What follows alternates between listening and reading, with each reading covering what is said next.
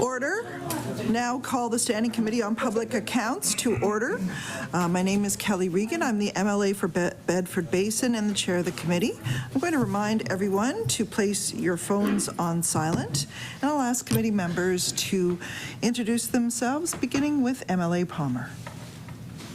Good morning, everyone. Chris Palmer, MLA for Kings West, filling in for my colleague Nolan Young, MLA for Shelburne this morning. So nice to see you.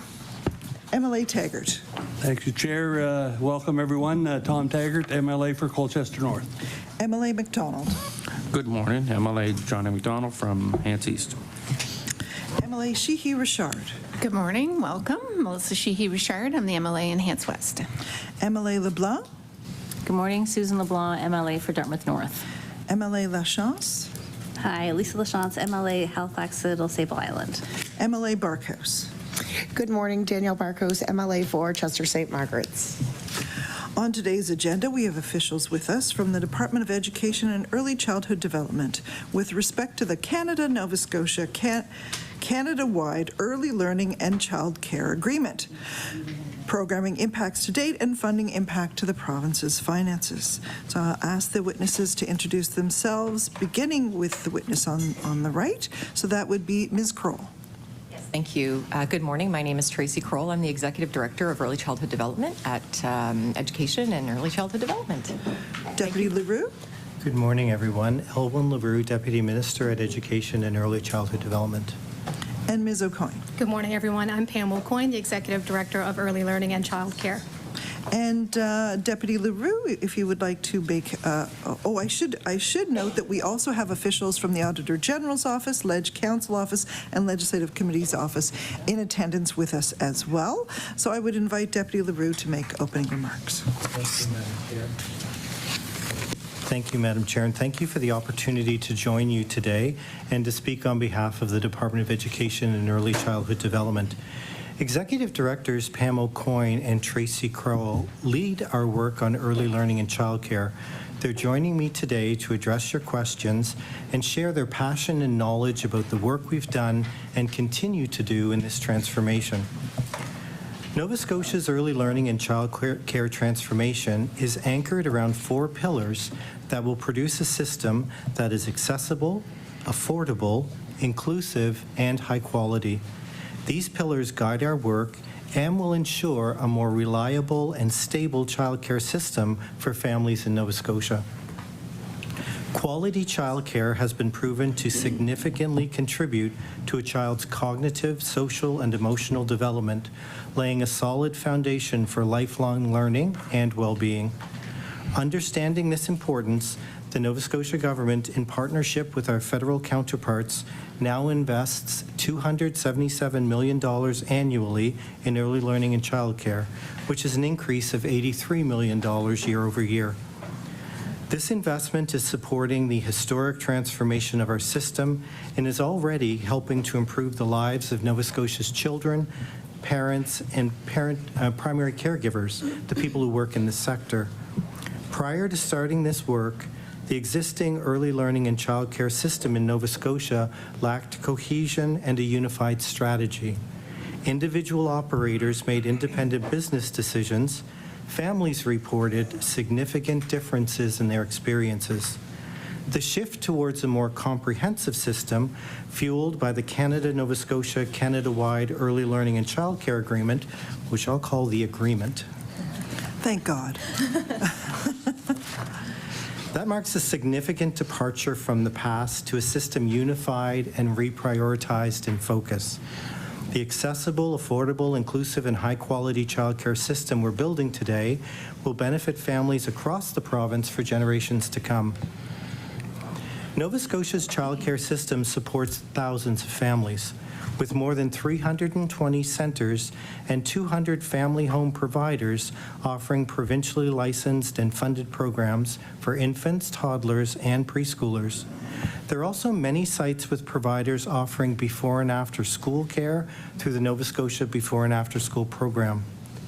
The invitation to appear today referenced the program and funding aspects of the Canada-Nova Scotia Canada-wide Early Learning and the Canada Child Care and Canada-Nova Scotia Early Learning and Child Care Agreements. These agreements enabled the start of our transformative work, and we acknowledge the impact of the associated federal funding. The full picture of change, though, is more than a financial story. It includes expanding a workforce, increasing spaces for children, defining quality programming, all captured in the pillars of our work. The progress Nova Scotians are now seeing is the result of department programs recognizing the complexity of our existing system and responding to the unique childcare needs of our families. Since entering into the federal agreement in July 2021, we've added more than 3,800 childcare spaces. The agreement references the addition of 9,500 spaces by March 2026, a target that acknowledges the importance of increasing access to childcare. We're now more than 40% there. More importantly still, the infrastructure we have created lays the foundation for a responsive, flexible system that can continue to grow beyond 2026. There have also been great strides in ensuring affordability for families. More than a year ago, childcare fees were reduced by an average of 50% for most families. And I say most because as of last year, more than 4,000 families received additional support from the Child Care Subsidy Program that helps further reduce fees, resulting in more than 3,000 families accessing childcare in Nova Scotia for free. Progress to date with affordability has saved many Nova Scotia families thousands of dollars in 2023. Savings they will continue to see this year and next year until families are paying an average of $10 per day in March of 2026. We're also working to build an inclusive childcare sector that can offer the types of care that families need.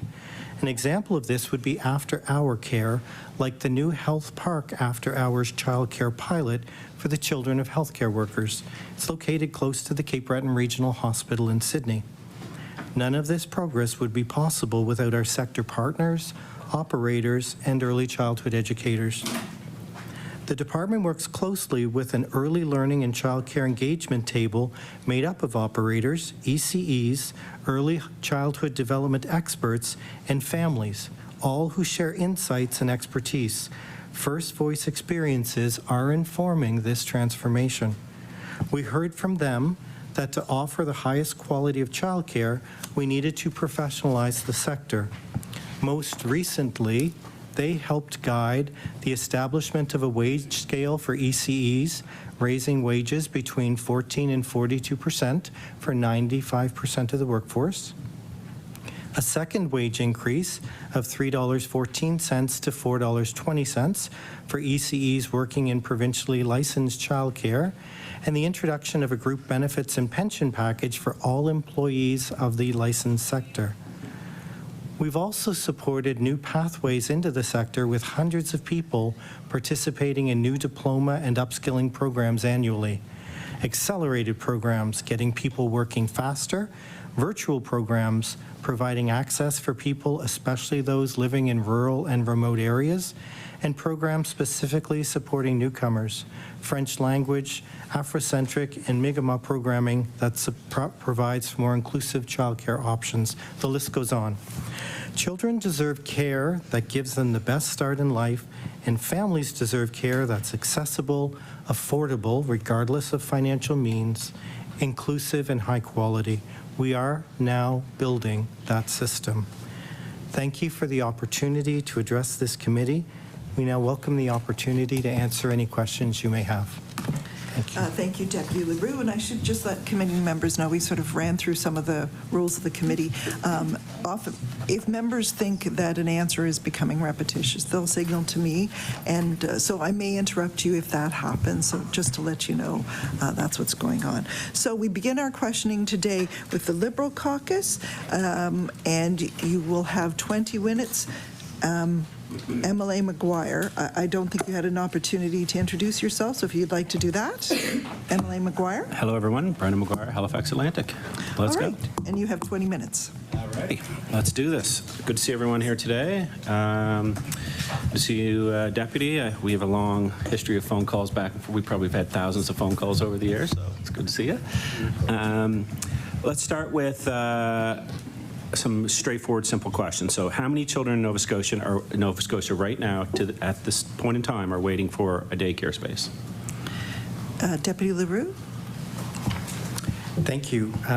We can talk about the number of seats that we have. More than 22,000 students or children today are currently in regulated childcare.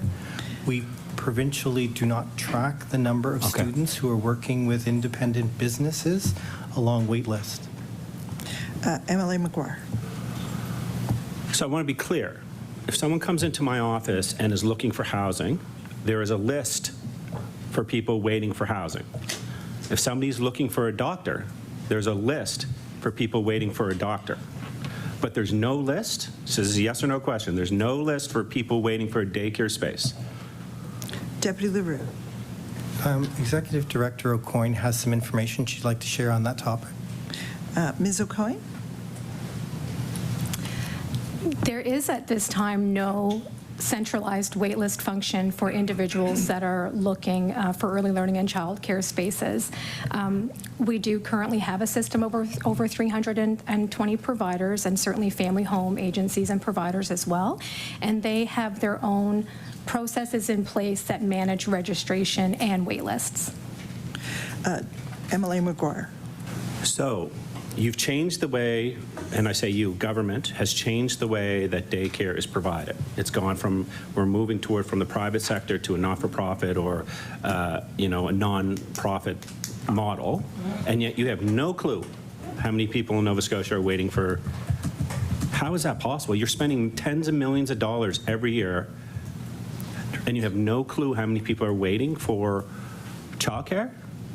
How can you make an informed decision on how many spaces are needed, whether it's in the infant, toddler, or before or after school program, when you have no clue how many people are waiting? This is why parents are frustrated right now.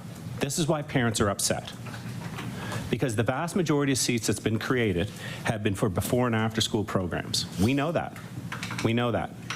And yet, infant and toddlers are being left behind.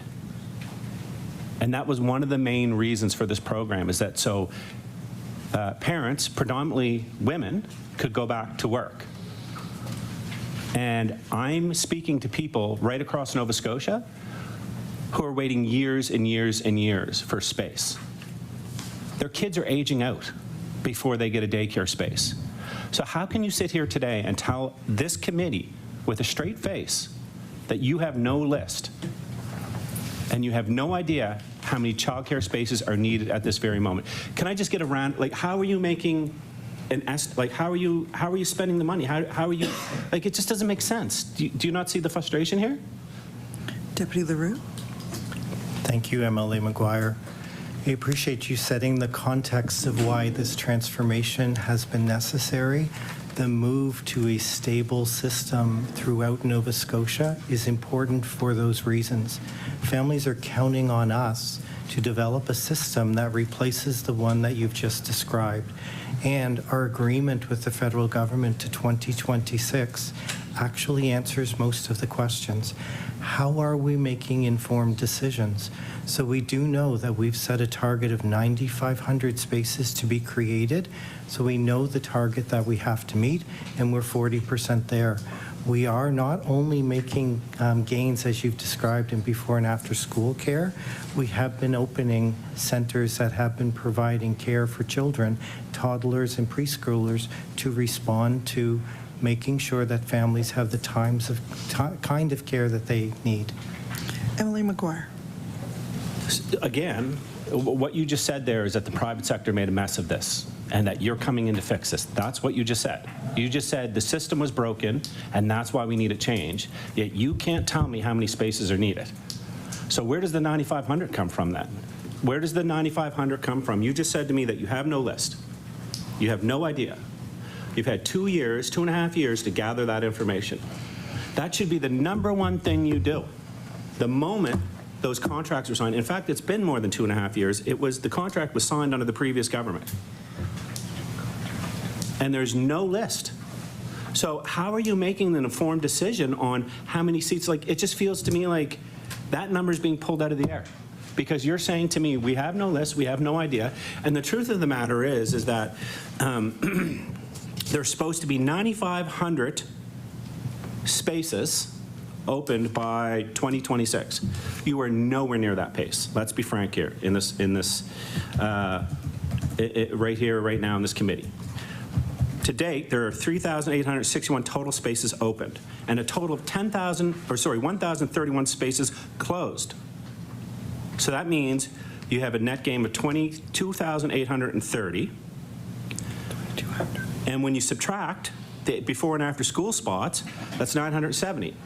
And that's fine. We know that the before and after school spots are important, but the whole purpose of this transformation from the federal government and the provincial government was to take care of all of it, but more importantly, and most importantly, is the infant and toddler. And the before and after was a huge success way before the daycare stuff came in. Let's be honest here. The Excel program was something that was massive for 4s and up, and that was implemented before the federal government started bringing money down on this program. I know that because I was there for it. And I know that because people around this committee and people around this table were against it and voted against it. One party voted for it before the funding for the before and after school program. And it's been a massive success. So I want to know here today, no, I don't need a whole thing. I want to know here today, how many spaces are there right now in Nova Scotia for infant and toddler? How many spaces are needed by 2026?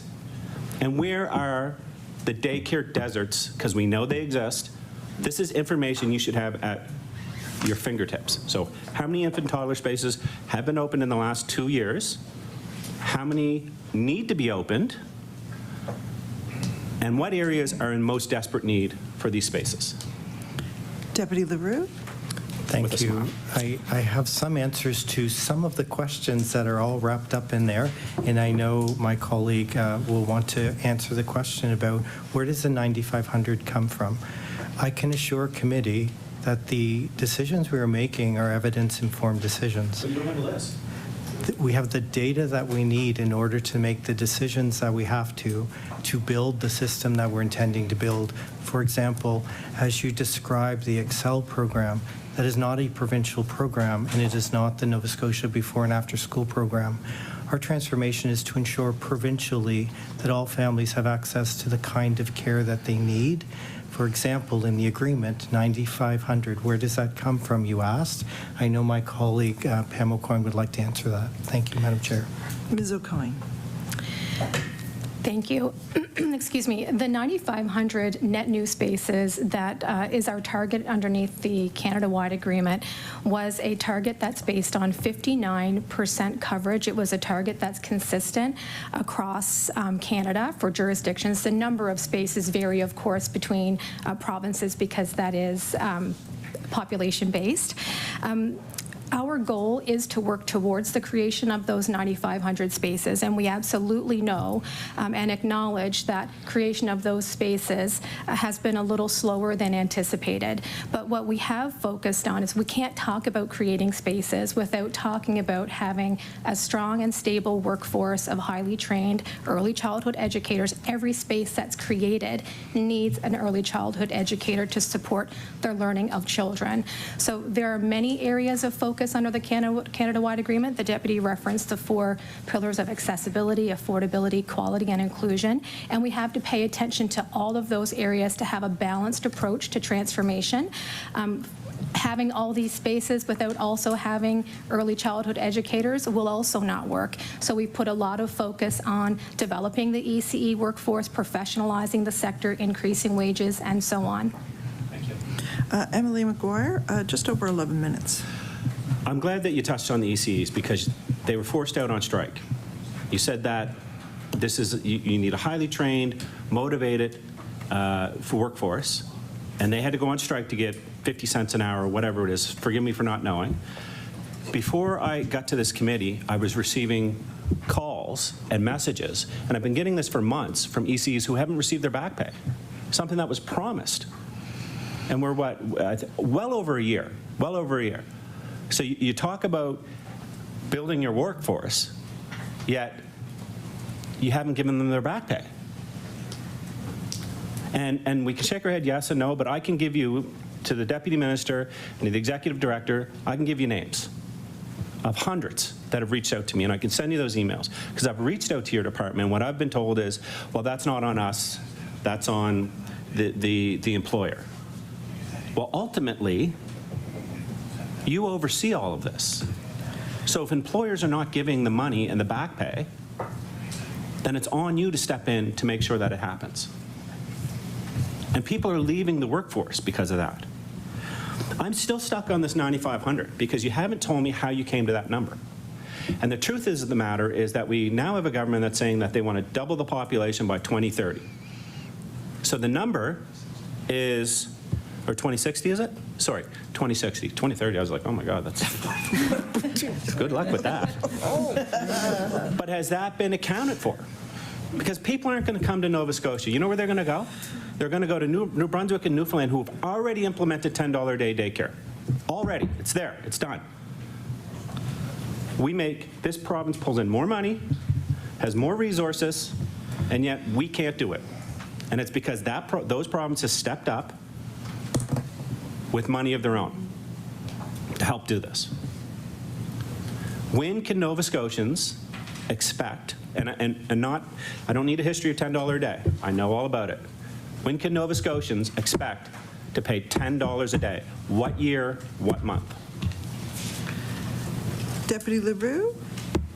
Thank you. Executive Director Crowell wanted to answer your question, Emily McGuire. Ms. Crowell. Thank you. I wanted to go back to spaces, actually, so we maybe can come back to the $10 a day question, if that's okay.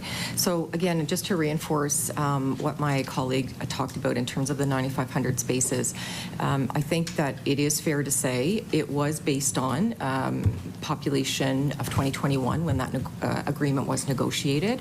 We absolutely recognize the unprecedented growth in our population. We also, it's not lost on us when we reduced fees and made childcare more affordable for families, which is absolutely fantastic. It has increased demand significantly.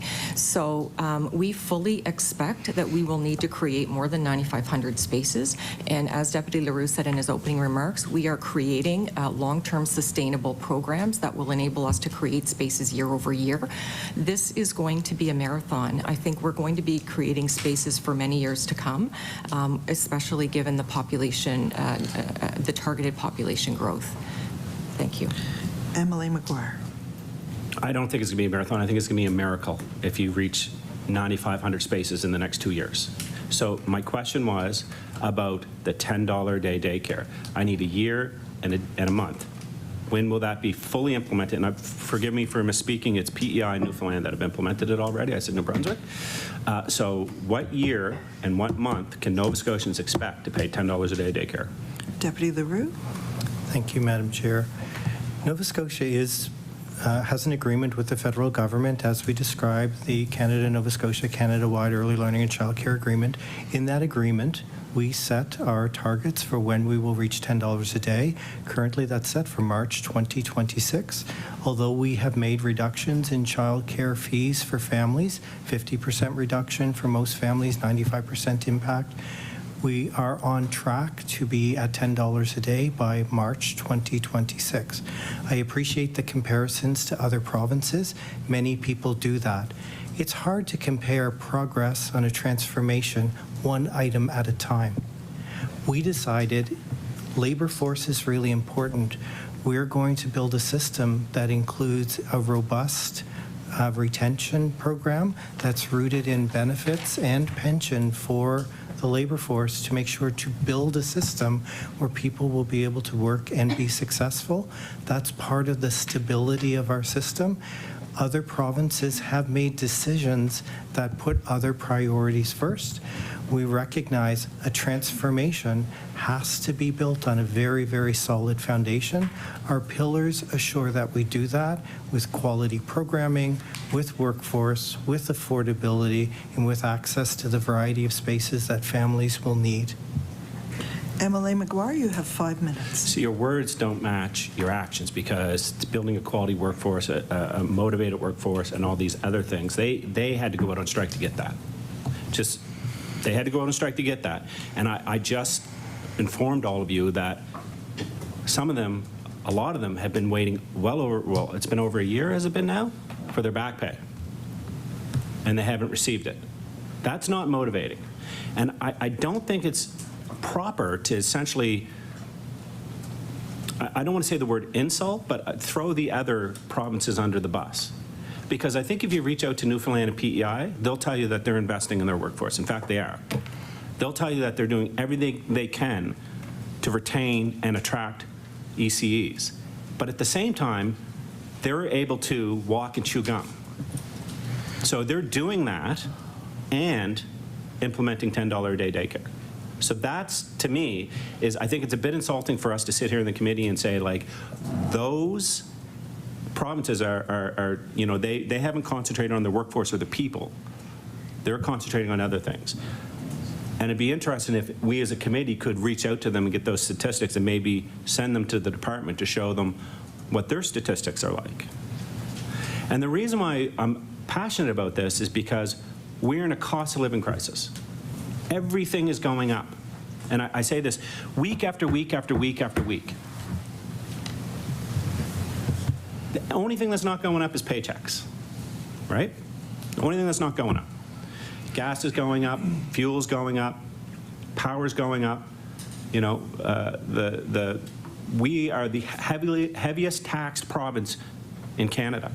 And this is an opportunity for us to really help working class, middle class, and low-income families who are struggling the most, who are bearing the brunt of all of this. And yet, there just doesn't seem to be urgency, especially when it comes to infant and toddler. And I've been here for 20 minutes and I haven't heard a single answer on how many spaces are for infant and toddler, how many spaces are needed for infant and toddler, how many spaces have closed for infant and toddler. That's allowing families to get back, like women, mostly women, to get back into the workforce. That's the facts. And that helps families. That helps them pay their bills. And I know a lot of people, single moms, single fathers, and individuals and families that are staying home now, even to this day, because it's too expensive. You know, so my question is, of those 9,500 spaces, how many of those spaces will be infant and toddler? And how many today? How many spaces today do we need? How many are we lacking for infant and toddler? And why haven't you stepped up and reached out before you shut down the private sector? They have that information at their fingertips. Why didn't you reach out to them and say, give us your lists? How many people are on your lists? And if you did, why aren't you publishing them? A lot of questions for like 2 minutes. Deputy LeRoux, and 2 minutes. Yes. Thank you, Madam Chair. I know my colleague, Pam Aucoin, will have some information she would like to share. I do want to assure members and the committee, as MLA McGuire has referenced, a late pay delivery change for ECEs.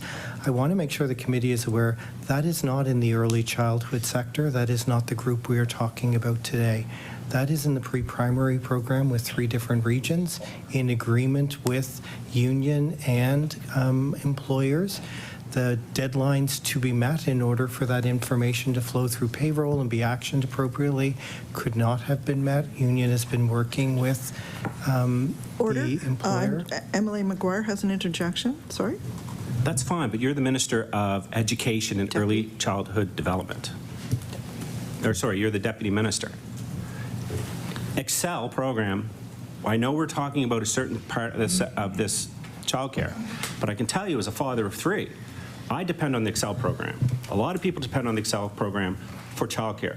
So this is all part of it. And if you don't think that ECEs are talking and speaking to their counterparts, and the way they, you know, so it's, the way we treat one should be the way we treat all. And right now, they're waiting. So I just want to know that the toddler and the infant numbers, Ms. Aucoin has that.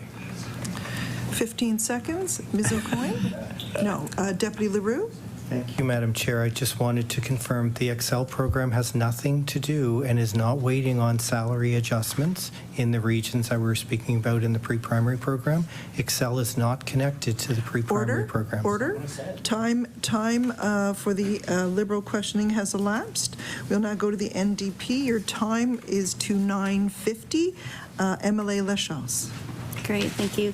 And I wanted to start off actually, first of all, to apologize for the playback on my phone. I was actually reviewing reports that came out of Newfoundland and Ontario this week around the viability of their $10 a day daycare system. So both provinces have signaled concerns that they won't meet their targets without further financial injections.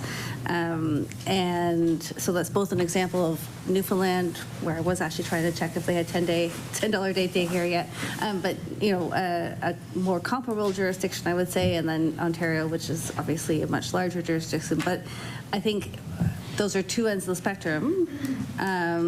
And however they've approached it first, whether it's been, workforce or otherwise, they're signaling that in fact they're not going to make it, that they don't have enough money to meet the goals. And so, at this point, you're 40% of the way in terms of your target.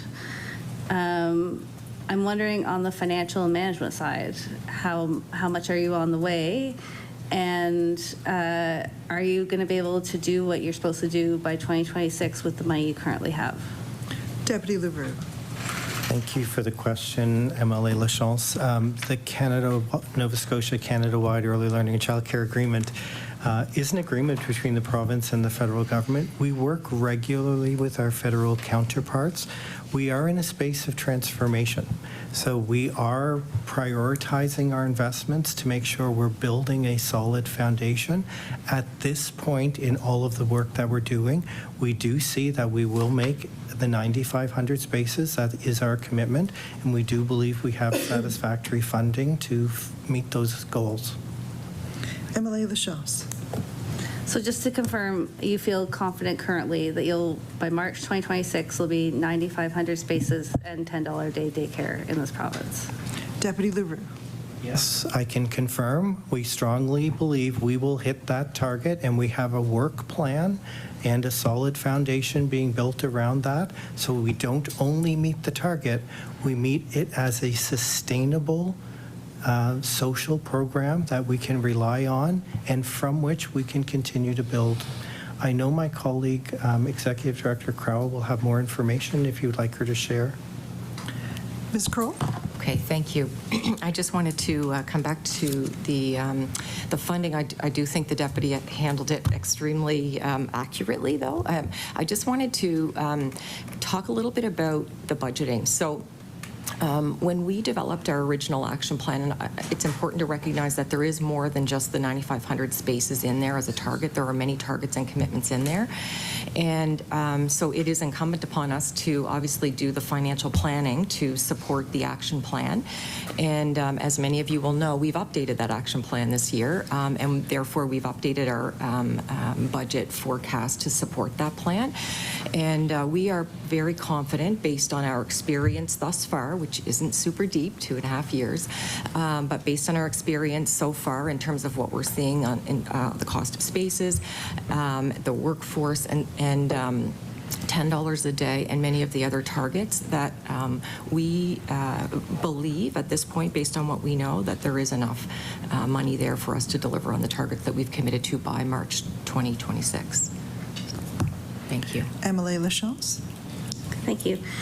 So I'm going to ask a couple of questions around centralized registration and waiting lists, and then I shall pass it over to my colleague. And one of my interests in this is also being able to collect the type of data that you would get from a centralized registration and centralized waiting list, right? So, one of the tenets underlying this agreement is around inclusion. And so, I guess you have a target, but I guess I'm wondering, like, within that target, like, how do you know how many spots you need that would be, that would constitute earlier intervention for children with autism? Like, how many spots, how do you know what's out there and what you need? And so that's part of the wait list. And then obviously once you register a child, I mean, that kind of information would be, well, pure gold, frankly, for the Department of Education and for your colleagues on the other side, right? Like, who's coming into the school system? And so I guess I'm wondering how are you planning for inclusive early childhood education? And, and I think, I guess I would just draw my own personal experience. Like, we did not find childcare that was appropriate for our son with autism. And so I took lots and lots of unpaid leave, and my partner did too, and the economic cost of that, I mean, we can run through the long-term effects of that. It's not a choice I regret at all. But there was certainly no other option, and trust me, we looked. So how do you know you're building an inclusive system? Deputy LeRoux? Oh, Ms. Aucoin. Thank you for that question, and certainly thank you for sharing that experience. And we do hear about those experiences of families who have to make difficult decisions like that. There were a few questions in there. I'll start firstly with your question around inclusion. So it is absolutely a goal and a pillar of our Canada-wide agreement to create inclusive spaces that meet the needs of children and families. And in the agreement, inclusion is quite broad, so it's about flexible and accessible care, but it is also about ensuring there is access to early learning and childhood for families of children who have diverse needs. So part of what we are doing, we do have a number of inclusion initiatives. We do have an inclusion support grant that funds operators to the tune of about $10 million a year for supports at the center level to support children with diverse needs who are attending their programs. It also provides training for ECEs that work within centers to ensure that they're aware of inclusive practices and know how to support the needs of children. We also have the Nova Scotia Early Childhood Development Intervention Services, who we also fund to about $10 million a year. They come in and again support families at the center who have children with diverse needs attending programs. They ensure that the early childhood educators and others who are working directly with those children are aware of the needs and how they need to care for those children. We're also making revisions to our curriculum framework, which is the tool that our early childhood educators use, and the goals we're trying to achieve when we work with children to make sure it's more inclusive and culturally responsive. When it comes to your question, Emily Lachance, about how we're tracking this information, I appreciate your comments around the wait list, because it's also something that we want. However, what we are learning from other jurisdictions who've done a centralized waitlist sort of function or a point-in-time demand sort of function. You really need strong, integrated IT systems, and it sounds so boring to say that, but it is a reality of designing a system like this that's accessible by parents, by ECEs, by centers, in order for us to gather that information. And there's been varying success in other jurisdictions who've implemented a waitlist centralized sort of registration function. And one last thing about that is when we initially went down the road of the Canada-wide agreement, we did talk about, as part of a centralized agency, having a sort of centralized function. And that was met with very mixed reviews from the sector. Again, many of them are very used to working independently, setting their own fees, setting their own policies and programs, and the thought of having a centralized waitlist was met with mixed reviews.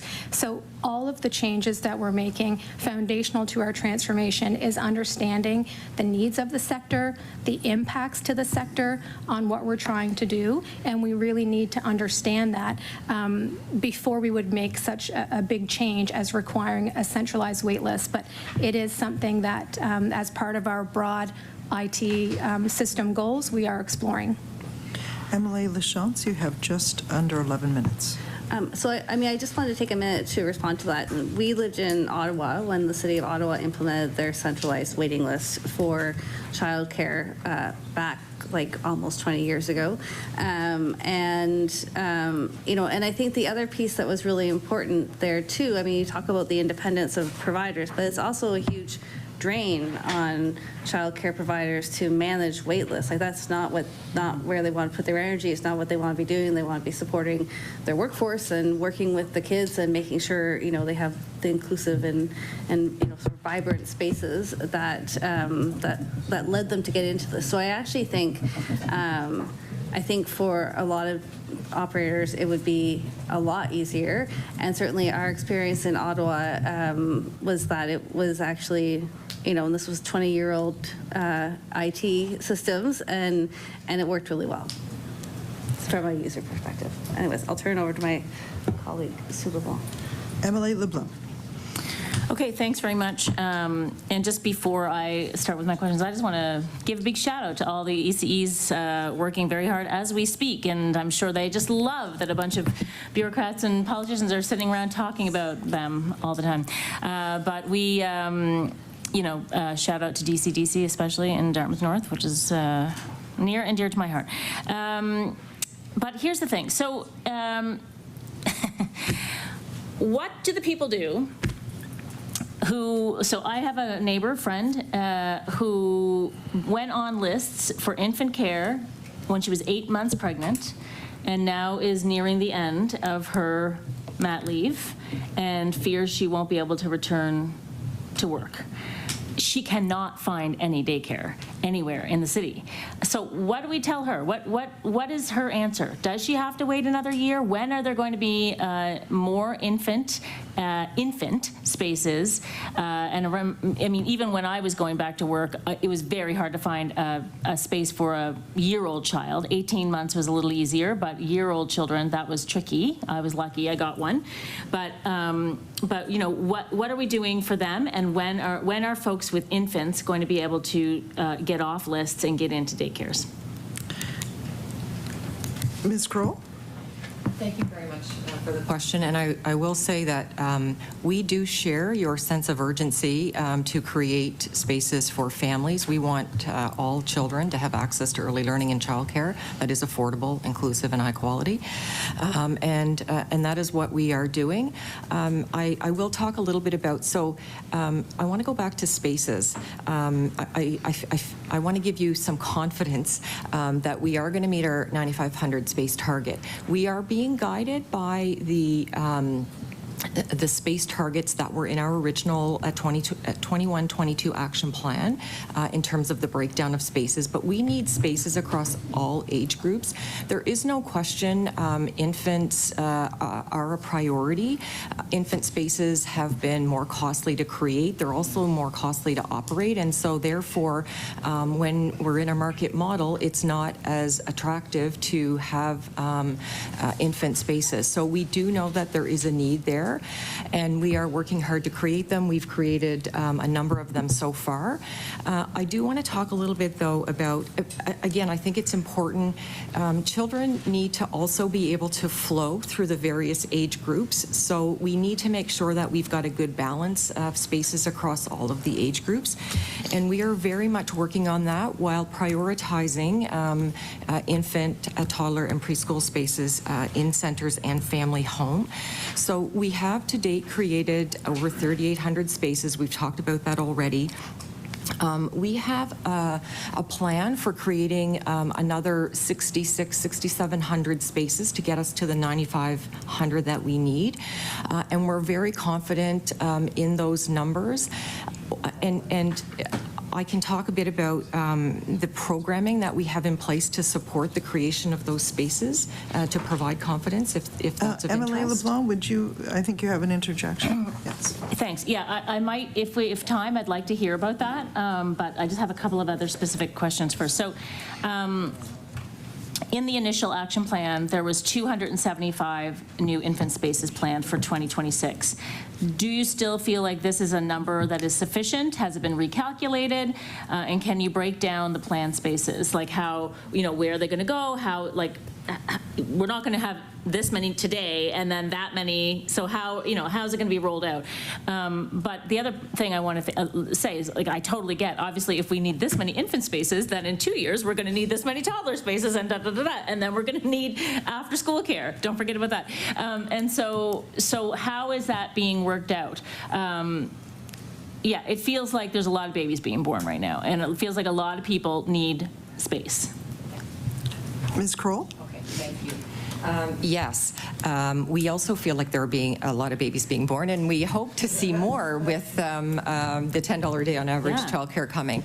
And absolutely, we feel a sense of urgency to get spaces created quickly, but they also need to be high quality and inclusive as well. So I do want to, we have created to date, so the goal in the original action plan was 275 infants. I think my colleague is telling me we're at almost 300 to date infant spaces, new spaces. That would be across family home settings as well as our center-based spaces. And I can tell you, and I don't have the exact number with me, we are going to see a lot more. We still have over 1,000 center-based spaces planned to come online over the next 2 years. And we have been prioritizing in those settings infant, toddler, and preschool spaces. So there are many more to come. Emily LeBlanc, 4 minutes. Thanks. And are all of the 1,800 plus new and before and after care spaces funded through this agreement, are they being used, are all of those spaces being used by children 5 and under? Is this department considering similarly expanding spaces for older school children? So just a little bit on that, and then if we have time, we'll get back to the sort of the plan to get to 9,500. Ms. Crowell? Sorry, and also my Emily LeBlanc? trusty assistant has just told me that when I talked about my friend and neighbor, I said that she had been on the list since she was 8 months pregnant. I meant to say 8 weeks pregnant. So that's a big difference. Yeah. Ms. Crowell? Thank you. Thank you. So I want to talk a little bit about Nova Scotia before and after school program and spaces. We know, and as you have accurately pointed out, families need before and after school care. And the Nova Scotia before and after school care program is a partnership with Communities, Culture, Tourism and Heritage based on a Let's Get Moving standard. And it was piloted originally back to support pre-primary, and it has been met with tremendous success. And we, again, hear as much from families who need more before and after school care spaces as we do all of the other spaces. And so we are working very hard to expand spaces in this program. So the 1,800 spaces are new spaces across the province in that program in schools. Some of them are spaces, are additional cohorts. So schools that already had the program, we've added additional cohorts there, but many of them are also new schools. And we have a target, so of our 9,500, over 4,000 of those spaces will be before and after school care spaces. So as to your question about funding, the Canada-wide agreement, as many of you may know, is to prioritize funding for children under 6. And so as we build out before and after school aged spaces, right now there is a requirement for any new before and after school care spaces in schools to be prioritized for 4 and 5-year-olds.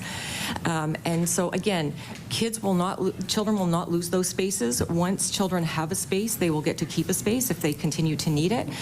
But any new spaces that we build in those schools will be prioritized for 4 and 5-year-olds.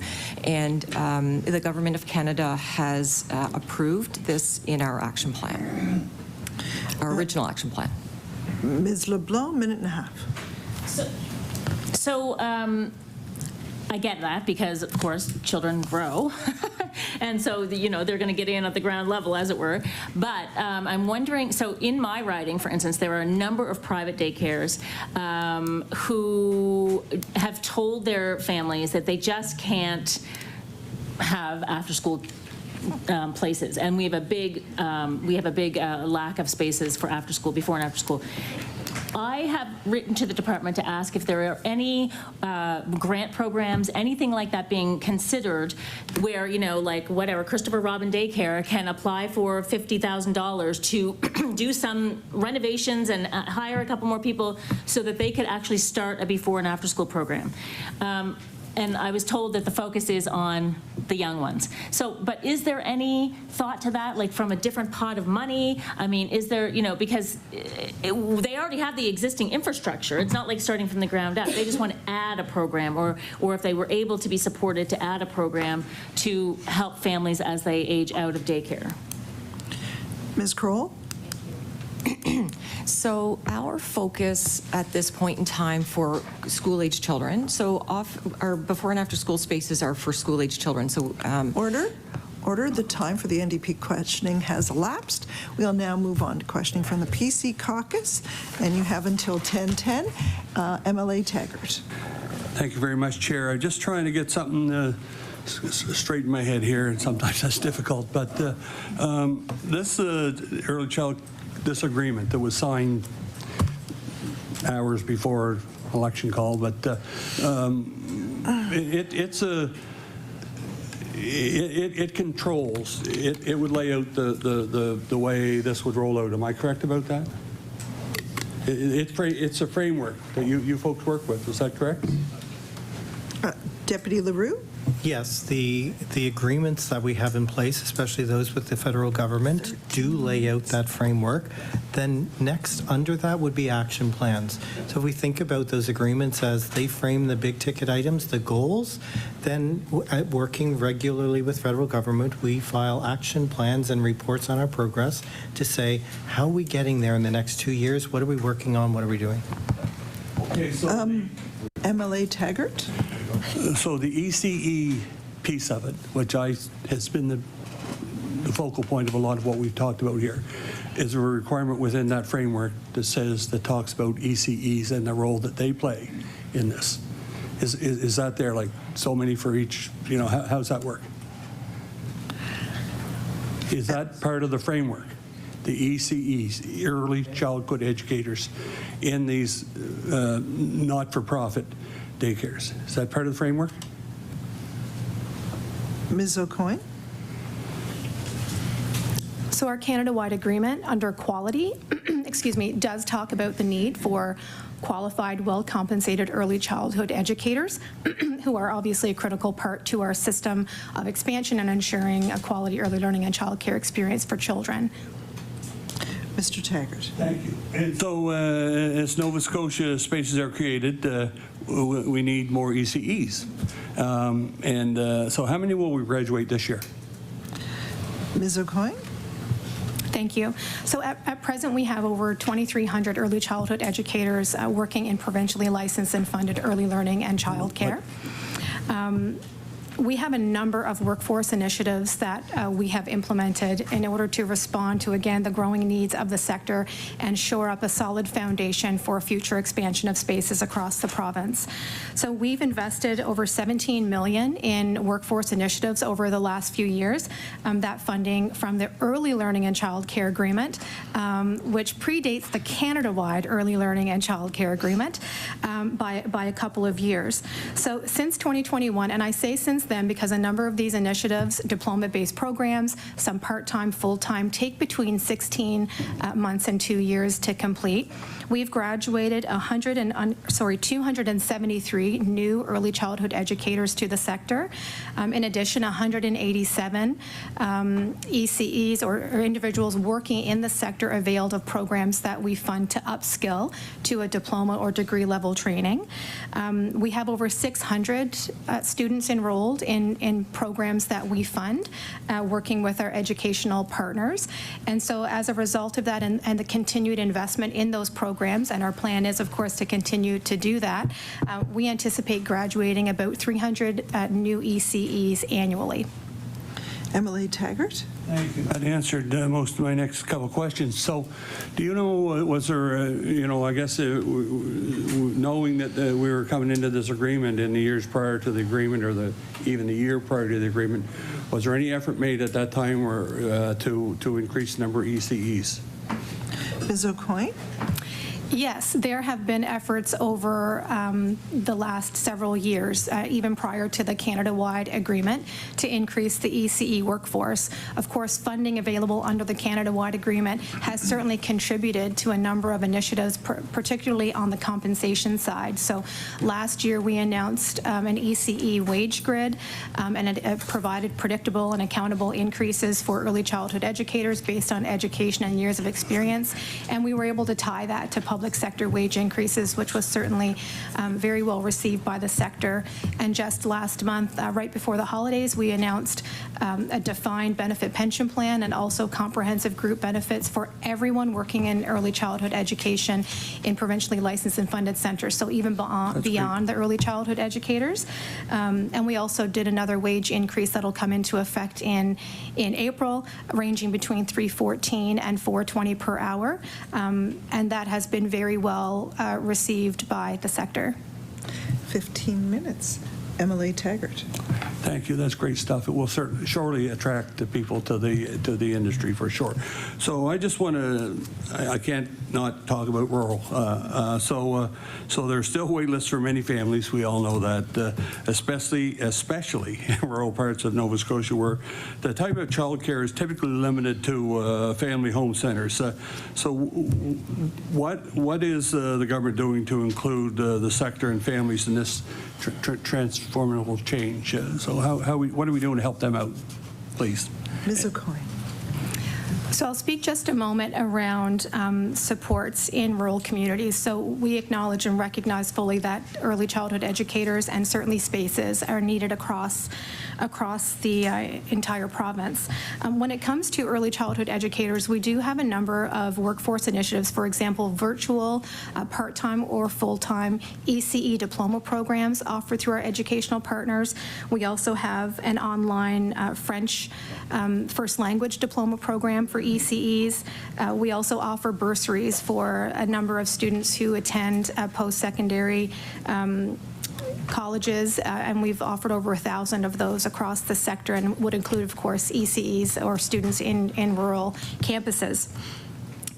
And I do just want to acknowledge that family home childcare, as you mentioned, is such a critical part of the growth of the sector. And it is a critical part of addressing the needs of rural communities where it may not be feasible to have a larger scale center to meet the needs of the community. So we are investing in family home childcare as well. We just announced a family home startup program for any new family homes that open, $7,500 for a grant to address some minor home modifications and to create some responsive learning environments for children. We also have an ECE grant for family home child care providers. They aren't employees like ECEs who work in centers, so we did have to come up with something a little bit differently to recognize ECEs who work in family home. And we have an ECE recruitment campaign that will be kicking off in the new year for providers in family home. So it is a very critical part of our system and to certainly meeting the needs of rural communities moving forward. And if my colleague Tracy wanted to. Oh, that's great. MLA Taggart. Well, I just want to say thank you very much, and pass it off to my MLA Sheehy-Richard, you have 12 minutes. Thank you, Madam Chair, and it kind of leads into the family home aspect because prior to myself sitting here, I ran a family home daycare out of my home for 16 and a half years because at that time when I couldn't find childcare myself, I decided, there was a need in the community. Why don't I help fill that? Now those kids are still looking for family homes, and rural Nova Scotia, we do really heavily rely on that. So I was going to ask a different question, but because you brought that up about the startup grant, and I wondered if you could talk a little bit maybe about the differences between offering it in a family home setting versus more of a, like the Windsor Nursery School in a more institutionalized sort of setting, if you will, of a center versus a home. Ms. Aucoin? Yes, I certainly can talk about that. We do have over 1,200 spaces within family home childcare providers right now. There's about 200 of them, but we have some significant work underway right now to increase the number of family home childcare providers. So on that, we have an agency model here in Nova Scotia for family home childcare. So we have 14 agencies that are located throughout the province. They are predominantly who our relationship is with agencies. We fund agencies, and funds for providers who they recruit flows through agencies. They are independent operators, sole proprietors. However, they do also abide by regulations and follow our legislation as well. So we do know there are a number of family home providers out there who are, again, filling needs of community and operating unlicensed. And our goal is to ensure that families have access to affordable care. And by becoming a part of an agency and a licensed family home child care, you're then able to offer fee reductions to families. So families benefit from that. You really become part of a community of early childhood educators, and again, respond to the needs of community. But they are a little different, not employees the same as what ECEs are working in centers, but we make sure that when we roll out initiatives, for example, recent retirement and benefits announcements that are available to ECEs who work in licensed and provincially funded centers, we will be implementing a grant for those who work in family home settings that will allow them to self-source benefits, and we will also reimburse a portion of their contributions to our RSPs. So all changes that we're making across the system absolutely takes into account family home child care and their important place in the future of Nova Scotia system. Emily Sheehy-Richard, 9 minutes. That's really great stuff to hear, because I think that, as we move forward and work together, like we are starting at ground zero and transforming a system that was made up of, hundreds of different smaller models, and what worked for each model independently, as for me out of my home might not have worked for somebody else out of another home. So another need in particular that we see a lot of is healthcare professionals that are working long hours and shift work. And in my younger years, I was able to open at 5:30 in the morning and 6 a.m. to help those individuals. And that is a tough position to be in, both as the provider and as the family looking for the care. So when we announced the opening of the extended hours and the overnight childcare pilot in Sydney, I was like, yes. Because I can see how that could be transformational, again, not only to the sector, families looking, but to help with the healthcare issues that we face in staffing. So can you, at this point, is there any information to share with the committee on how that pilot's going? And hopeful that, I would assume it's going quite well, but and also maybe if you're looking at piloting that in other areas of the province. 8.5 minutes. Ms. Aucoin. Thank you for asking about our partnership with Health Park Early Learning and Child Care Centre in Sydney. So we know the workforce has changed in Nova Scotia, and we, as part of our Canada-wide agreement, as part of our goal to create an inclusive childcare, is about providing flexible options for families. It's no longer 9 to 5 work days. People also work on weekends and evenings. So it's important for us to consider that. It is, however, very different from how childcare has operated in Nova Scotia, and I would say across most of the country. So we did enter into a partnership with Health Park on extended hours and overnight care based on a need in the community that was identified for healthcare workers. That program opened just a couple of weeks ago. There's space there for 66 children available in the evening and on weekends. And at present, there's space for 12 children overnight. And just on that, this demonstration project or pilot project here in Nova Scotia is very unique. There are very few, less than a handful of overnight childcare providers across the country. So it is an opportunity for us to work with a trusted partner and community to test this out and see what revisions may need to be made. We know there's a lot of interest, but we do have a plan to work with the provider and families to understand how it's going, to understand how we can scale it. We will evaluate the program on a regular basis to see how scalable it is across other areas of the province. We would happily hear from any provider who's interested in offering extended hours and overnight care and how we can support them in doing that.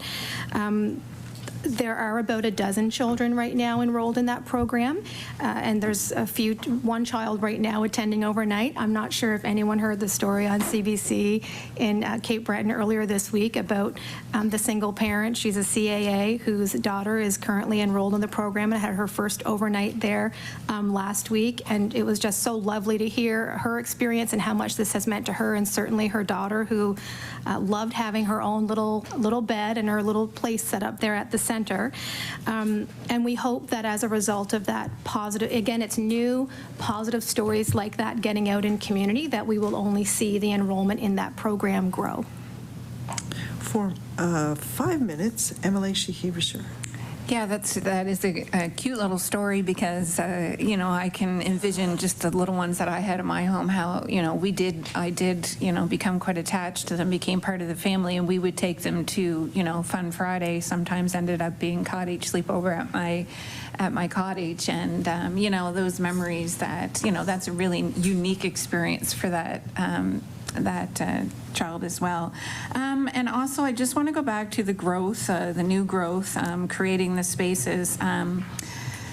And can we talk a little bit more in detail of what we're doing to create these spaces and to get them, some of the initiatives that you're doing to create them and getting them running faster? And I don't know if we went into detail about that, and initiatives that are going to help, that helped create the 3,800 now, but some initiatives that are going to help reach that target in 2026. 4 minutes. Ms. Crowell? Thank you. And thanks for the question. So I talked earlier about our target being 9,500, the fact that we've reached over 3,800 spaces to date across a number of different settings. I want to talk a little bit now about how we're actually doing that.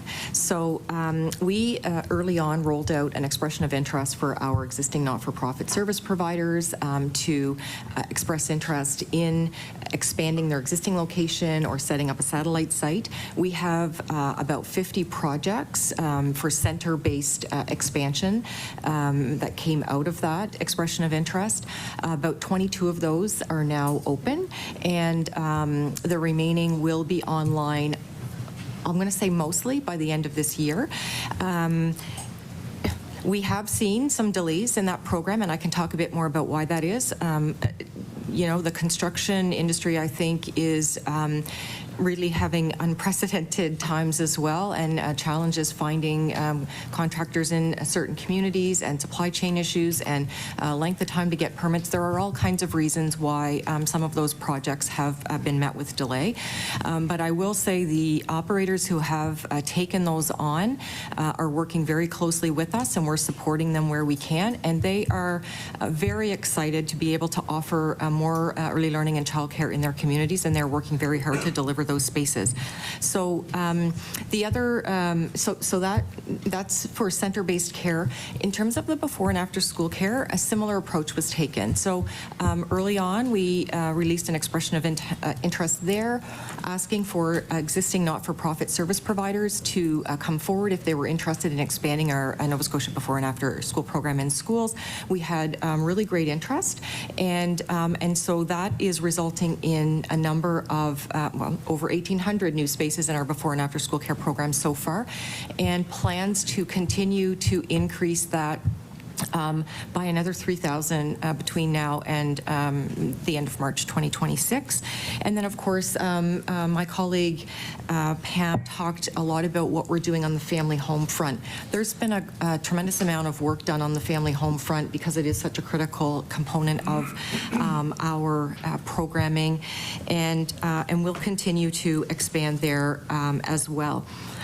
So We're also working on, in December, we announced a couple of new programs. One is a minor construction program.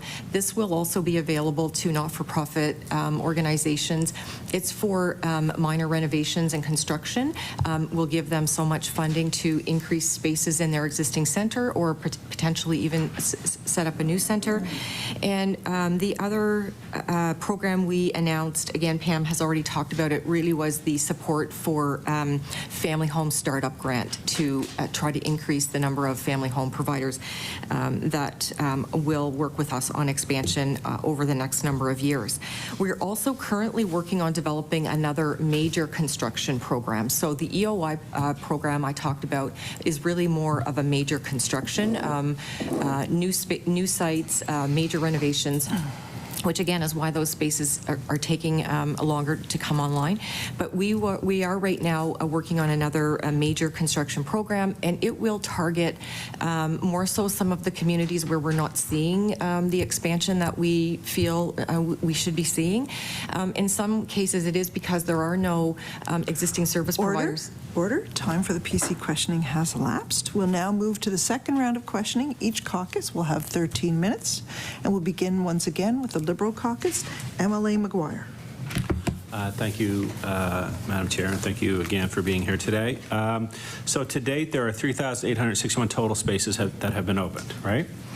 And a total of 1,031 spaces have been closed. So we've heard the witnesses reference that they've opened over 3,000 spaces, but really, when you factor in the spaces that have closed, it's more like right around 2,500, 24, somewhere around there, right?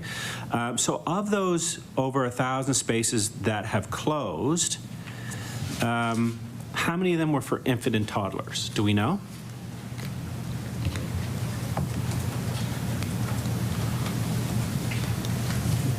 Deputy LeRoux. Thank you, Madam Chair. MLA McGuire, I don't believe we brought that information today. We can follow up with the clerk. Okay, thank you. MLA McGuire. Thank you. So I would request, Madam Chair, that we send something to ask for this. So just kind of yes or no, like, do you have that information of the 10,031? Do you have a breakdown of infant to toddler to before and after school?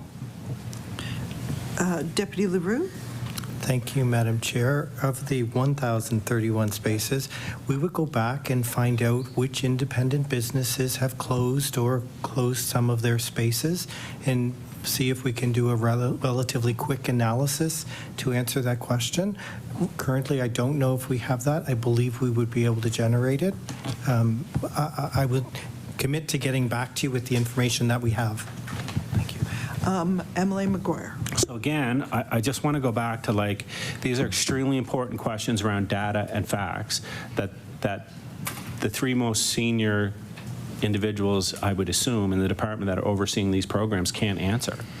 Like, I mean, we should have it at our fingertips. Like, of the 3,861 total spaces, we don't know, do we have a breakdown of that? The 10,031 closed, you should have a breakdown of what part of the childcare sector has been impacted. We should have that. Like, we should know that of those 10,000, or sorry, 10,000, of those 1,031, 400 of them were for youth and toddler, but we don't know that. So again, I go back to, like, how are we making informed decisions on this process if we don't have basic data? Like, this is basic stuff. And we're saying that we need 9,000, over 9,000 new spaces opened. With the closures, we've opened 3,000 in 2.5 years. So that means you're going to have to do what you've done in 2.5 years plus every year, right? So 9,000, what was it? So 9,000, sorry, 500 spaces. Minus 3,800, so simple math, I don't know. It took me 5 years to go through high school, so let's be honest here. So I like 5,000 spaces, right? So 5,000 spaces. So are you confident that all of a sudden we're going to be able to kick this into overdrive and meet those numbers? Deputy LeRoux. Thank you for the question, MLA McGuire. We are concerned when independent businesses or operators close or change the model of the number of students that they can accommodate. Every one of our operators is important in our system. We count on them, and the work that they do contributes to the overall system that we are building. We do know that we would acknowledge we need more childcare for infants, for toddlers, for after school, and we've also taken the perspective of every childcare space that's taken from a family has an impact for that family. And we need to work to grow the number of spaces in the order of magnitude of another 5,700 to get to the 9,500 total. 9,500 new spaces is what we will create. It's in our agreement with the federal government. By March 2026, we will have opened 9,500 more spaces than previously. Emily McGuire.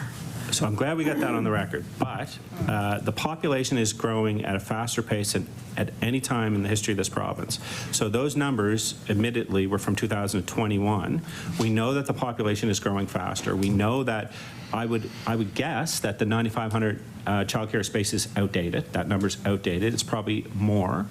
Are you looking at the population and the population projections, especially from the current government, and are you doing an adjustment, or are we sticking with the 9,500? Because it seems to me that if we're lucky to hit those 95, and I have faith that you'll do it, but if we do hit those 95, that's still going to be less because of the population growth than what we need in Nova Scotia. So I'll send it to Ms. Aucoin. Can I give it to Ms. Aucoin? Okay. Deputy LeRoux. Thank you. We can all think of this change management in a variety of ways. I'll offer a little bit of an exaggeration. The pathway to 1 million spaces goes right through 9,500.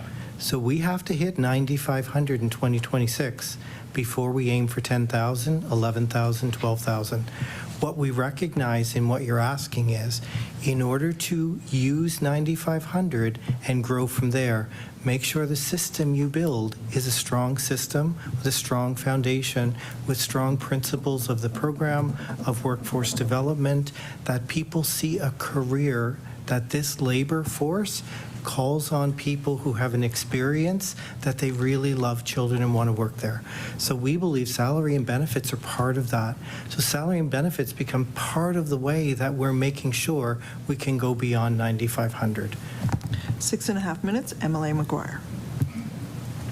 I don't accept that answer, and I'll tell you why I don't accept the answer. Respectfully, I don't accept that answer. You're saying the path through 10,000 goes through 9,500, but you've been told, right, that we are looking to double our population. You know that the population in Nova Scotia is growing at a faster pace than it's ever grown.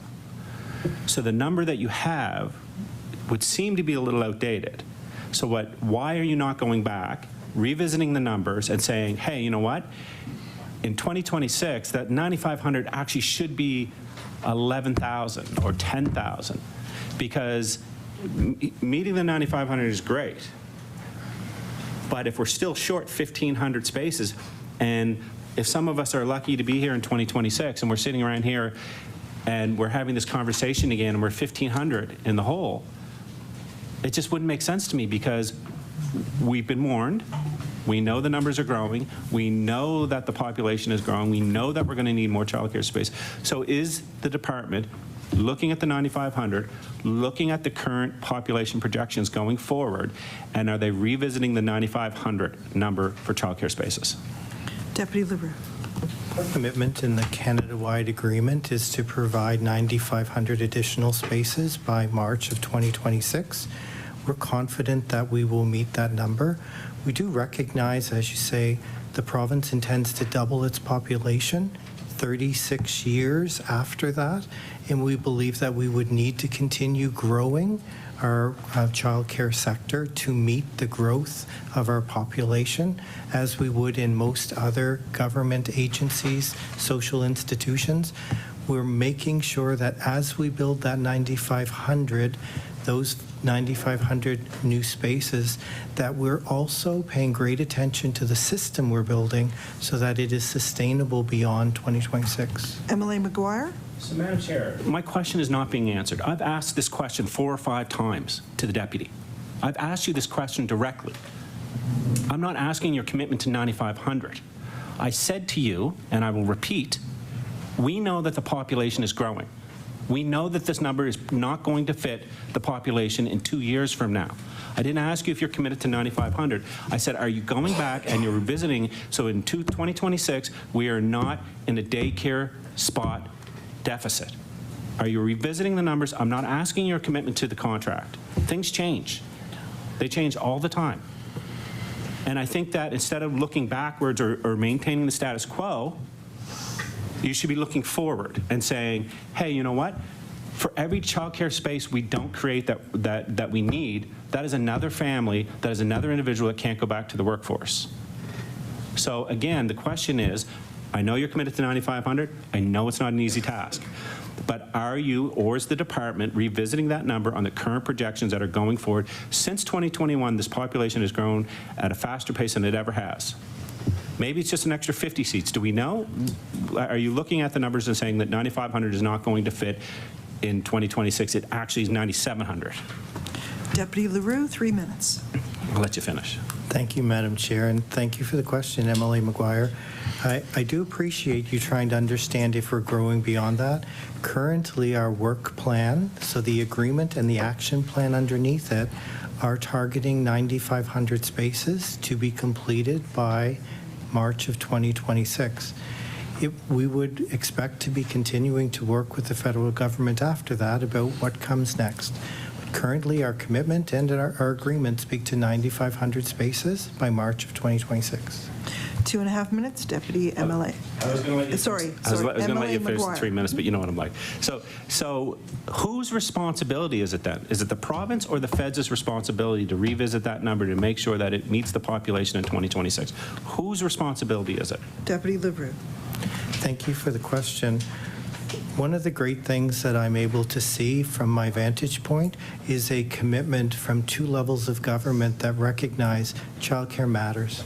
It matters differently than it did before. This is in the mandate letter for federal ministers and for our provincial minister. We believe that this is an important project, and we hope to continue the work beyond 2026 to ensure that childcare meets the needs of families in Nova Scotia. Emily McGuire. I would ask that you answer the question, please, respectfully. I've been sitting on this committee for 10, 11 years, and I give every committee member, or I get every witness the respect. I asked you a question, a direct question, and you didn't even come close to answering it. The question was, whose responsibility is to look at the current numbers and make sure that they project to the correct numbers 2-3 years out with the current population growth? Deputy LeRoux, 1 minute. Thank you, Madam Chair, and thank you for the question. In recognizing that both federal and provincial ministers have responsibility, I believe I've answered your question. Emily McGuire, 45 seconds. So you're saying it's nobody's responsibility? You're saying it's both's responsibility? It's not your responsibility? Whose does it fall on to say that we need to change these numbers? Deputy LeRoux, 30 seconds. Thank you, Madam Chair. My understanding currently is we're meeting the terms of the agreement that we have with the federal government, and we will deliver 9,500 net new childcare spaces, 9,500 new spaces from the time we signed the agreement in 2021. Those will be delivered by March of 2026. I know our minister, if she was here, she would state that it's a high priority. She gives good direction in this area to make sure that we are on target to make sure to deliver it. Order. Time for Liberal questioning has elapsed. We'll now move on to the NDP Caucus. MLA LeBlanc. Thank you very much. So I just want to, first of all, I'm going to ask another question about infant spaces. So earlier in my questioning, Ms. Crowell, you talked about how infant spaces are more expensive. So they're, they require more intense ratio and, whatever, all the reasons. But therefore they're not as profitable. And so, market-driven childcare is not as likely to create spaces or maintain spaces or whatever for infants. This, to me, is a real problem. Like, childcare should be a public service, and if we are depending or we are reacting to profitability of spaces and therefore we have a lack of spaces, that's a real issue. So what is the department doing to address that? And so how is the department compensating for the non-profitability? I hate even to use that term when we're talking about little babies, but this is what we're hearing, or what I'm hearing from you. So what are you doing to compensate for that? And as we move forward with this plan, is it the case still that all private enterprises in childcare will be transitioning to not-for-profits and everyone will be sort of in the same playing field, or will there still be decisions being made based on profitability in the market? Ms. Crowell? I'm going to start, and then I may pass it over to my colleague Pam to talk a bit about the operational funding. So right now, we are about halfway between a market model of childcare delivery and a publicly managed and funded system. And as we've talked about this morning, there are a number of targets and commitments, really foundational changes that we need to make along the way. And when the agreement was signed back in 2021, it does provide for continued funding for our existing commercial for-profit operators. They will continue to be part of our system, and we have been very clear about that. They were in the system before the Canada-wide agreement was signed. They will continue to have access to the same funding agreement to ensure that they can provide affordable, accessible, and high-quality childcare to the children in their communities. I will say we value all of our operators. Many of our for-profit operators are absolutely fantastic and provide really great care to the children in their communities. The agreement is also very clear, however, that future expansion needs to be targeted in the not-for-profit sector, and that is what we're doing. So our new spaces that we are creating will be in the not-for-profit sector.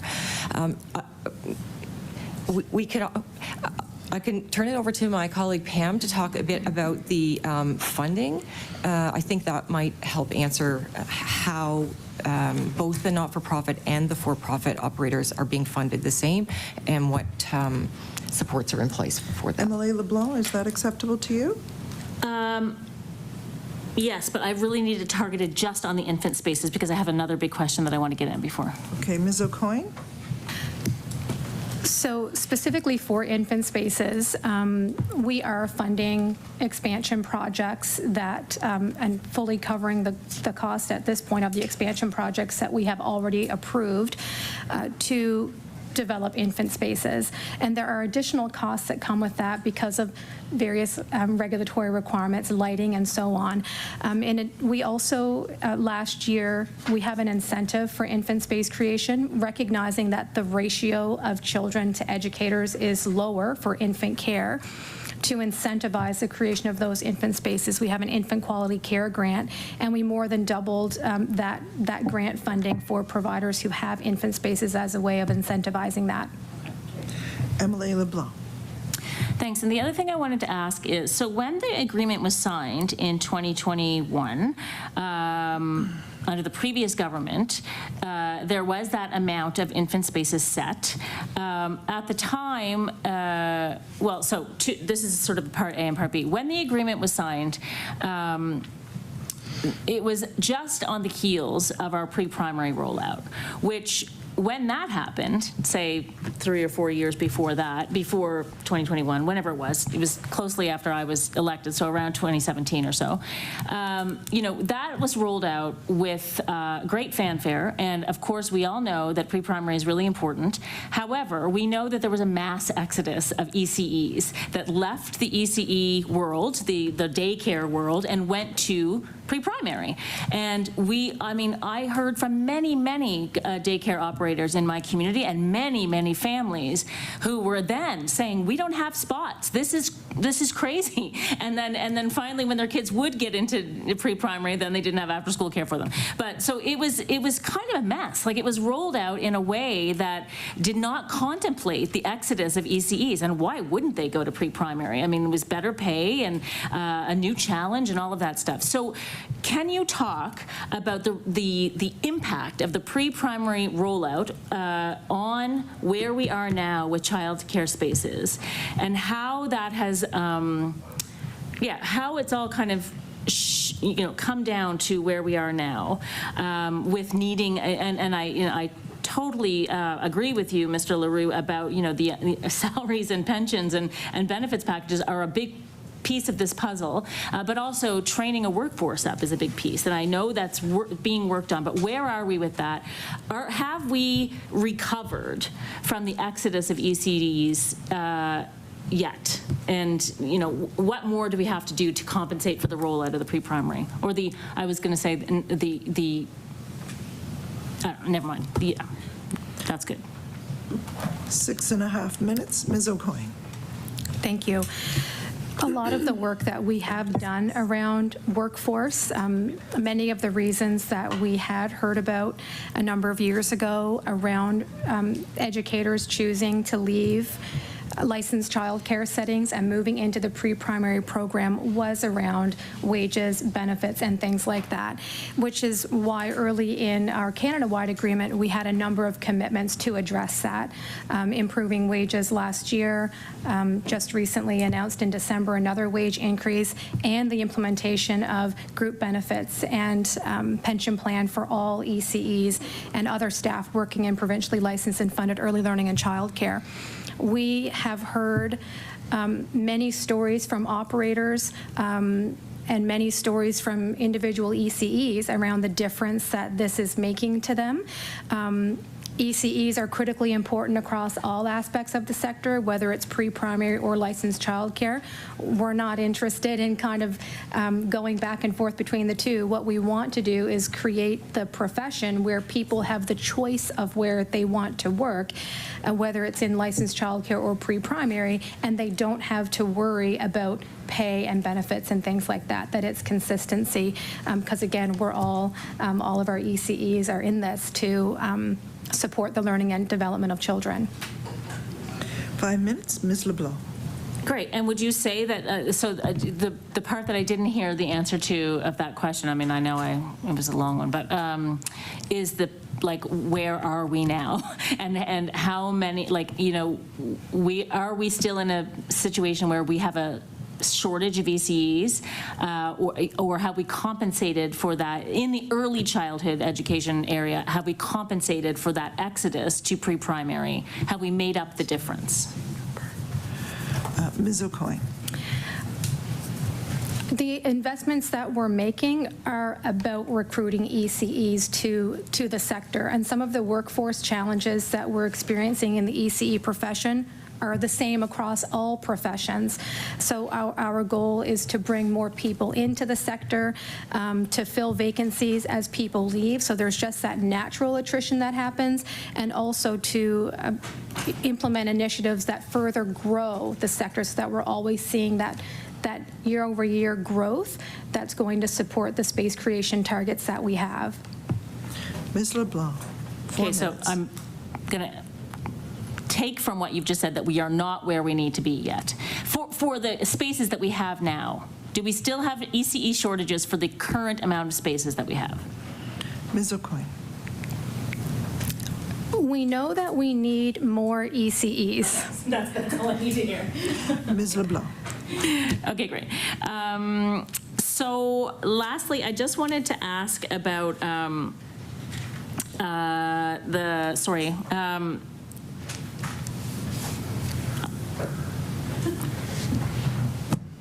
3 minutes. Yeah, thank you. Sorry.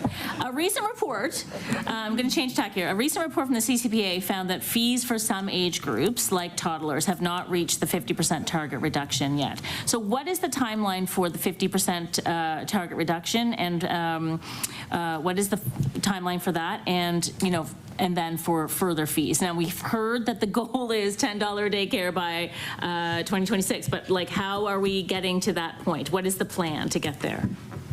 Ms. Aucoin. Thank you. We've already reached a number of targets under our Canada-wide agreement for affordability. So we did reach the 50% on average target. That's part of our Canada-wide agreement in December of last year. The report that you referenced did only look at a specific part of the province. We took an average fee approach here in Nova Scotia. So you referenced earlier the market-based model that we have here across the province. And when we froze parent fees, so that we could get fee reductions in place, those fees were frozen across all programs, and there's significant variation. So just as an example, toddler programs vary between $25 and $51 a day. So when we looked at the average of that being $36 a day, we applied our fee reduction based on that average. So parents who are paying more than $36 a day have seen less than a 50% reduction. Families who pay more receive more than a 50% reduction. So that's why we reached that on average, and we have absolutely reached that number. Every child that's in our more than 23,000 early learning and childcare spaces across the province, every family is benefiting from that. And just as an example of that toddler program, families are saving on average $400 a month, or over $4,700 a year, which is significant. We know that affordability initiatives are critical. We also have the child care subsidy program. That's on top of parent fee reductions. Over 3,000 families in Nova Scotia access child care at $0 a day, which is amazing and wonderful to see. We do have a goal of achieving $10 a day on average by March 31st of 2026. That's very important, we know, but we also take a lot of, we also consult regularly with the sector, with the Minister's Engagement Table, through various working groups and surveys, and we have also heard loud and clear that while affordability is important, we cannot ignore the workforce, building spaces to have that balanced transformation that we need to achieve. 15 seconds, MLA LeRoux. Well, I guess I don't have time for questions, so I'll just end by saying I'm very happy to hear that that the workforce, the focus on the workforce, that there will be consistency between ECEs in pre-primary and in early childhood. I think that's essential, so I'm glad to hear that. Order. Time for MLA. The NDP questioning has elapsed, and we'll now move on to the PC caucus with MLA Sheehy Richard again. 13 minutes, so 10:49. Thank you, Madam Chair. I did have a couple more questions. As you can tell, it's a really motivational topic for me, just because I obviously love children, and someday it might be appealing for me to go back into that profession with these incentives that you're talking about. But joking aside, somebody did bring up about, in parts of our province we see, childcare deserts, I guess. Somebody called them earlier. So I was just wondering how we're supporting those areas in particular, and if there are already, and if there isn't, will there be incentives, kind of like as we try to recruit doctors to, and in that field, I just kind of keep doing these comparisons. Is there incentives already, or will there be targeted incentives for these harder, more challenging areas of the province? Ms. Crowell? So thank you for the question. Again, I want to start by talking about our vision is for all families and children to have access to affordable, high-quality, inclusive childcare no matter where they live. And I did talk earlier about all of the various initiatives that we have underway to create spaces in communities. We do know that some communities, so we also know we need spaces pretty much everywhere across the province. And there are a number of communities communities that that have lower coverage than others, and we have some communities that obviously have a higher population growth than others. So we are very much, have to date very much sort of relied on existing service providers, existing not-for-profit organizations to expand their existing early learning and childcare spaces or to set up new locations in other communities, and that is serving us well. However, we also recognize that there may be some communities across the province where there aren't existing operators, and we're not seeing expansion opportunities the same way we are in other communities. So we do need to, one of our major construction programs that we're developing now will start to target some more of those communities where we're not seeing it. But the other thing, I'll just go back to family home, because in many communities, particularly in rural parts of the province, where there is not enough there's not enough children under 6 to support center-based, the family home option is a really wonderful option, and as my colleague talked about, there's lots of incentives to recruit, attract ECEs to provide family home care. And I think that's it. MLA Sheehy-Richard. No, that's a fair comment to make, because, there is that flux in community. There would be times that I would have, 3 or 4 openings and feel anxious because, it's also trying to, pay the bills home. And then other times where I too would have a wait list. So I could see the challenges that are there, and that how the family home dynamic could work in areas that don't necessarily need full-scale centers. Can you talk a little bit about what resources are in place for families that are searching for childcare that already exist? Ms. Aucoin. We do have an online child care registry where families can go to search for licensed child care providers in their area, and also family home child care agencies. We, for obvious reasons, do not, our registry does not include the location of individual family homes, but certainly our agencies would be happy to share information about that with you.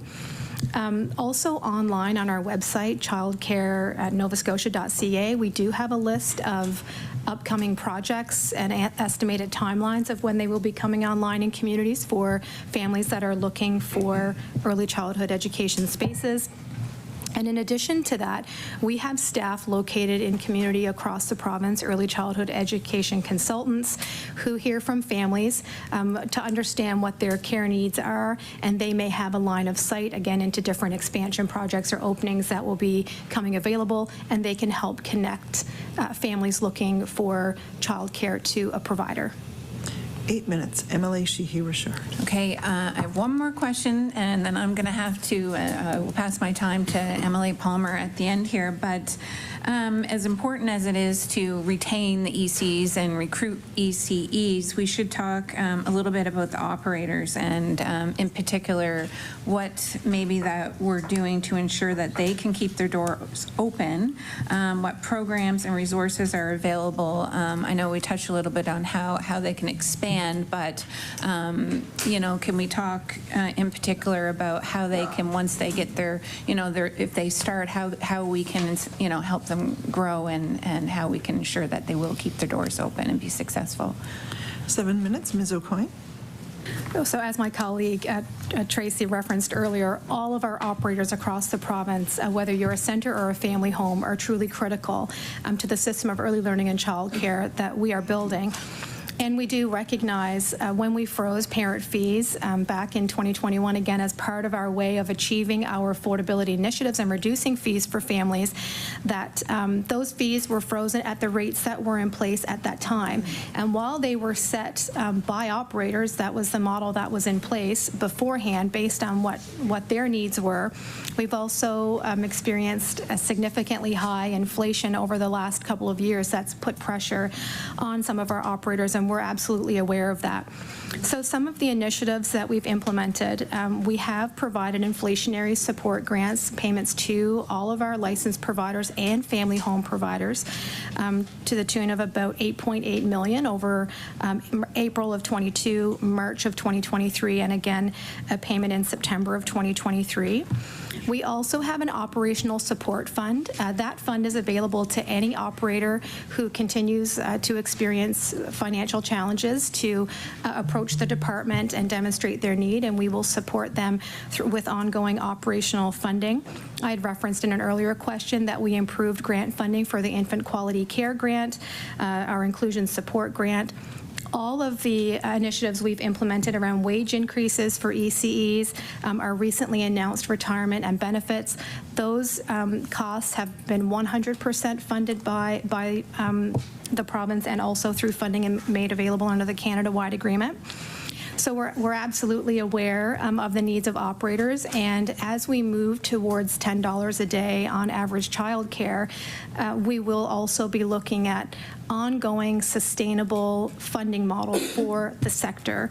We have numerous grant programs that we are consolidating, making more simple and streamlined for operators to ensure that they have the funding they need to be sustainable long into the future and certainly meet the needs of children and families. Stability is very important in this sector.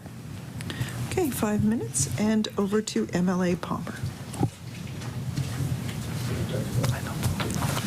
Thank you, Madam Chair, and thank you all for being here today. This has been a fantastic conversation. We've had a lot of great questions, detail-oriented questions, more general questions.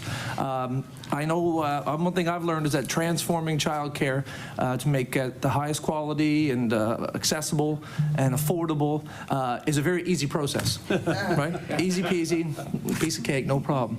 Obviously, you know, there's bumps in the road whenever we implement systemic change, and there's no doubt I appreciate, Deputy, your comments around creating the system and building the system that will allow for better outcomes in the future, for sure. I also appreciate the work being done in the Department for rural communities, communities like I represent, with the home centers. And I also want to thank all the child care providers in my area, whether they be private operators, the nonprofits, those family providers who are doing just a great job for our community. And you know, the need is great everywhere, so I continue to look forward as an MLA to working with the department and different centers to see how we can expand in our area as well. One little more shout out to you.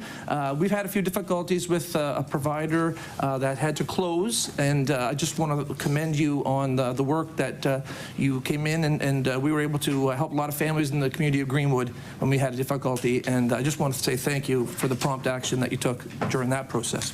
So I think Nova Scotians, you know, when they hear about the events of today's meeting, should be encouraged by the signs that we're putting in place and what you're doing as a department to help with better outcomes in the future.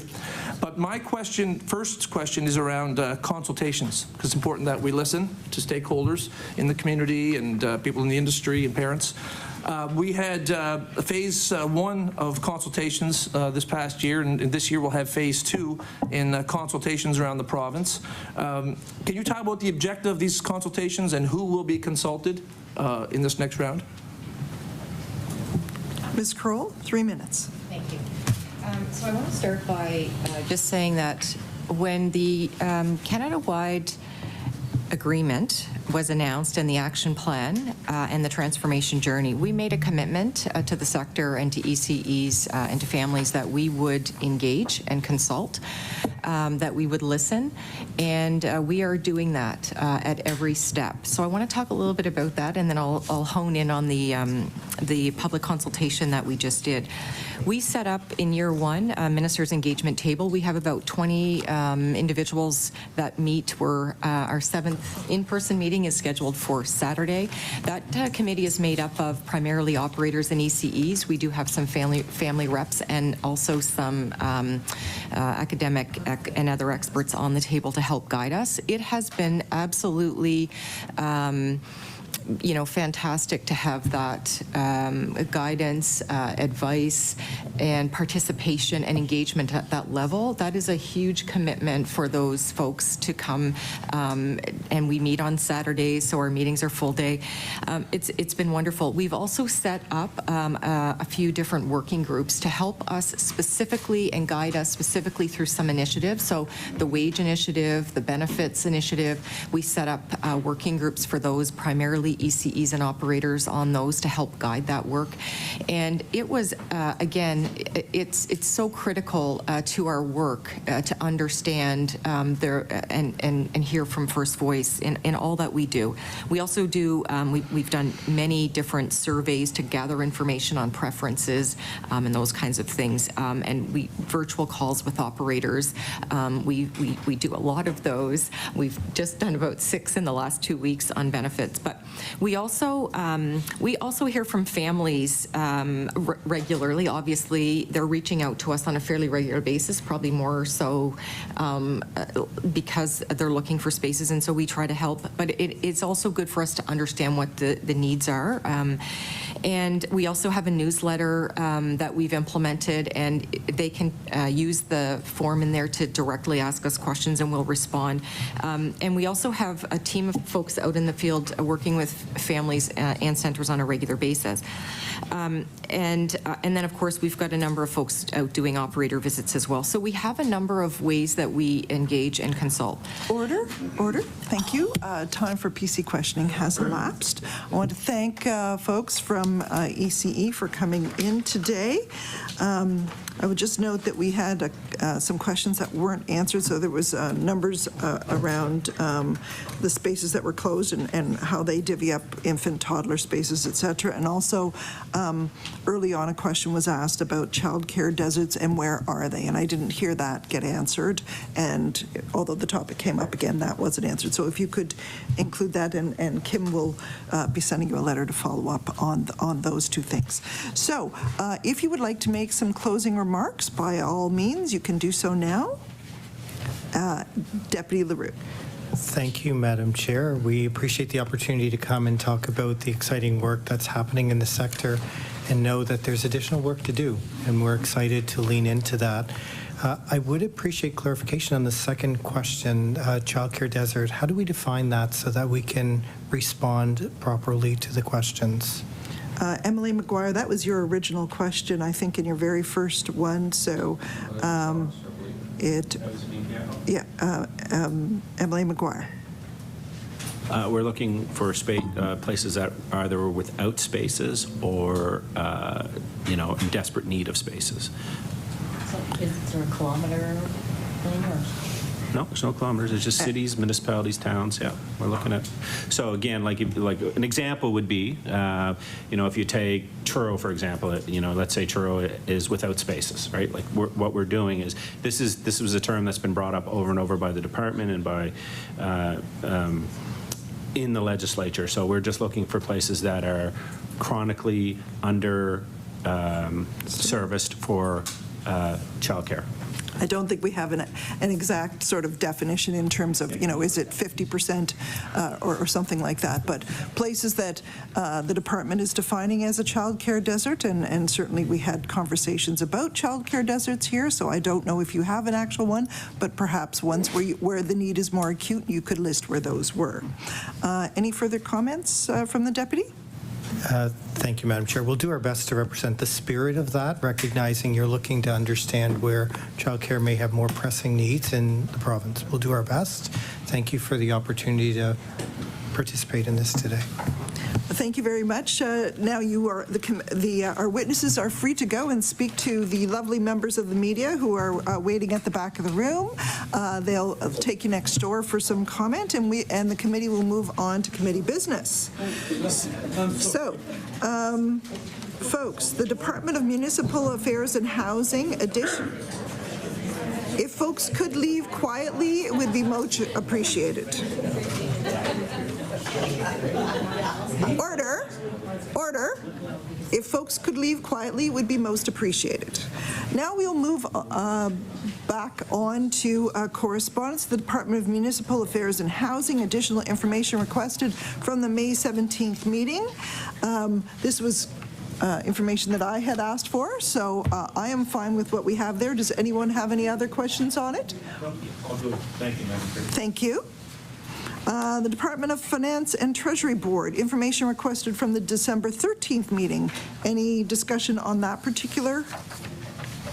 Okay, so just to let committee members know, our next meeting is January 24th. It is in camera. The witness is the Office of the Auditor General. It's a pre-hearing briefing regarding the funding for museums and historical sites and municipal grant funding and strategic initiatives. Any further business? I think the museum's going to be a The meeting is adjourned.